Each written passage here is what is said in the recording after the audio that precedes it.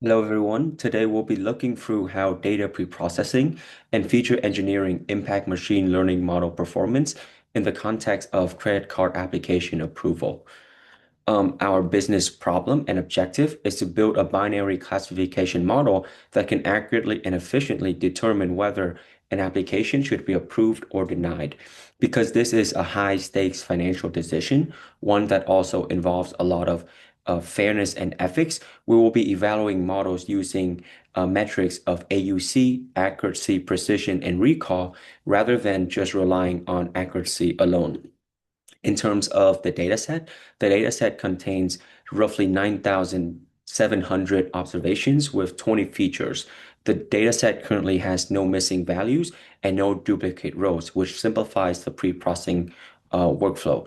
Exploratory data analysis is conducted using dfinfo and dfdescribe, and we are also able to see skewness analysis as well as AutoVis visualization. These steps helps identify feature distributions, skewed numeric variables, correlations, and most importantly, class imbalance in target variable. It's important to note that AutoVis is used strictly for exploration, and in this case, through AutoVis, we were able to identify columns that were skewed, and as well as the problem of data imbalance in the target variable. It also helps diagnosis issues like skewness and imbalance. However, AutoVis does not the um, that directly improve the model performance. In terms of data pre-processing and feature engineering, the first step was encoding categorical variables. Categorical features were converted into numerical form using label encoding. This approach works very well for tree-based models, which split on equality rather than numeric order. However, for logistic regression, label encoding can introduce a false ordinal relationship. And to test this, label encoding versus dummy encoding was carried out for the logistics regression as well as random forest model, and it found that no meaningful difference in the accuracy or AOC, suggesting that encoding choice was not a major driver of model performance in this case. Next steps, in terms of handling skewness, several numeric variables exhibited strong right skew factor. And to address this, Box-Cox transformations was applied to make feature distributions more symmetric. This steps primarily benefits logistic regressions, PCA analysis, as well as k-means clustering. However, it provides very limited benefit for tree-based models, and Box-Cox transformations also requires strictly positive value, which is a key limitation. Standardization of numeric features was also important in this case to ensure that the mean is zero and the unit variance or the variance is equal to one across features, which is critical for logistic regression, PCA analysis, as well as k-means clustering. Principal component analysis was applied to reduce the dimensionality and mitigate multicollinearity. PCA analysis can improve model stability and reduce overfitting in linear models, but it also reduces interpretability of the model, which is unfortunately a very, very important consideration for this financial applications. As expected, PCA provided minimal improvement to the tree-based models.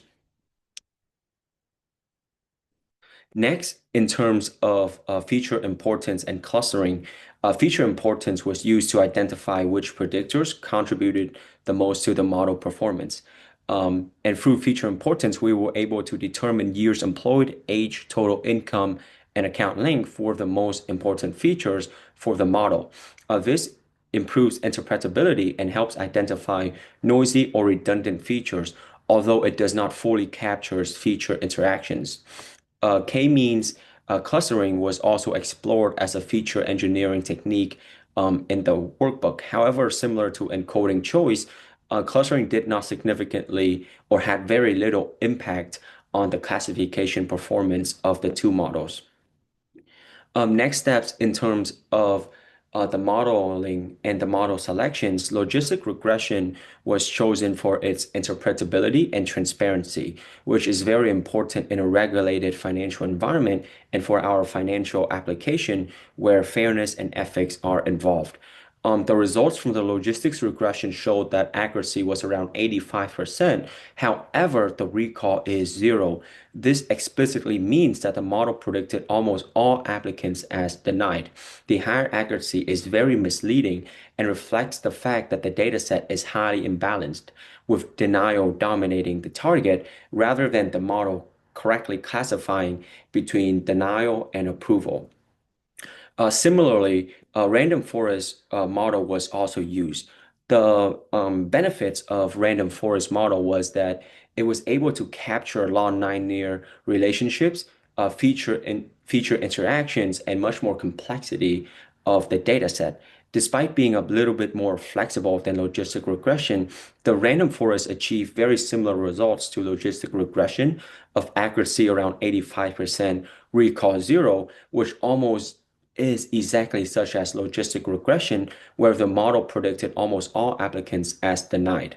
This demonstrates that model complexity alone cannot overcome the core underlying problem of our dataset, which was data imbalance in the class of target variable. Finally, H2O AutoML was also used to benchmark performance across a range of state-of-the-art models, essentially trying a bunch of different state-of-the-art models on our current data set to find the best model. The best model through H2O AutoML was found to be a variant of the GBM or gradient boosting machine, which achieved the AUC of around 57.3%. However, this accuracy and across all of the models provided by H2O AutoML, the AUC stagnates and ranges from around 52% to 57.3%, which is only slightly better than a random guess of 50% accuracy. This results highlight and very, very important insight. While AutoML optimizes within the constraints of our data, without the correct class imbalance, even advanced models performed very, very poorly.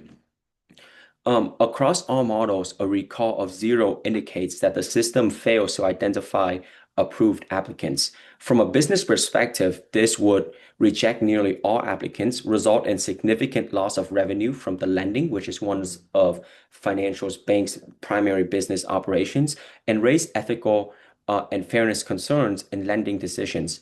This clearly demonstrates why accuracy alone is not an appropriate metric for imbalanced classification problems in a real-world financial systems, ones that involves with issues of fairness and ethics. The project really showcases that while pre-processing steps like scaling, skew correction, and PCA improve the model stability, they cannot fully compensate a severe class imbalance.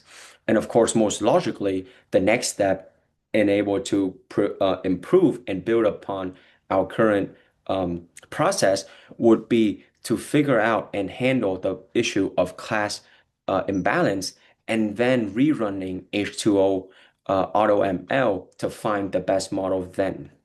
In conclusion, the process workflow really does reinforce a key principle of practical machine learning that better data preparation is often more important than more complex models. While the model themselves were appropriate, performance was very, very limited and poor due to the issue of data imbalance. Addressing this is in the pre-processing stage would be essential before deploying them into any other models, and then finally deploying it in a real-world credit decision making environment. Thank you very much.